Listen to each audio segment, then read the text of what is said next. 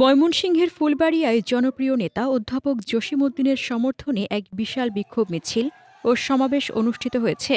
শনিবার বিকেলে উপজেলার ঐতিহাসিক ২৪ জুলাই চত্বরে এই প্রতিবাদী সমাবেশকে কেন্দ্র করে জনতার ঢল নামে।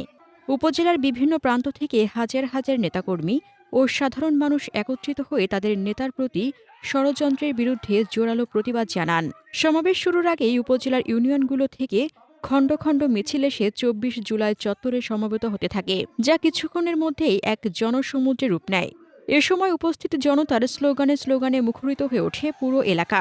সমাবেশে বক্তারা অধ্যাপক জসিমউদ্দিনকে ফুলবাড়িয়ার মাটি ও মানুষের নেতা এবং তৃণমূলের প্রিয় মুখ হিসেবে আখ্যায়িত করে বলেন, তাকে পরিকল্পিতভাবে রাজনীতি থেকে সরিয়ে রাখার গভীর ষড়যন্ত্র চলছে। নেতৃবৃন্দ ক্ষোভ প্রকাশ করে বলেন, আমাদের প্রিয় নেতা মজলুম জননেতা অধ্যাপক জসিমউদ্দিনকে সামাজিক অনুষ্ঠানে এমনকি মানুষের মৃত্যুতেও অংশ নিতে বাধা দেওয়া হচ্ছে।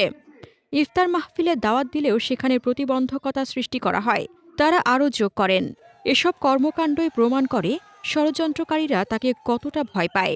বক্তারা এই সমাবেশকে বিজয়ের প্রথম সোপান হিসেবে উল্লেখ করে উপস্থিত জনতাকে ভবিষ্যতের যে কোনো কর্মসূচির জন্য প্রস্তুত থাকার আহ্বান জানান। তারা বলেন, আগামী দিনে যে কোনো মিছিল মিটিংয়ে আপনাদের ডাক পড়লে আপনারা ঝাঁপিয়ে পড়বেন বলে আমরা আশাবাদী।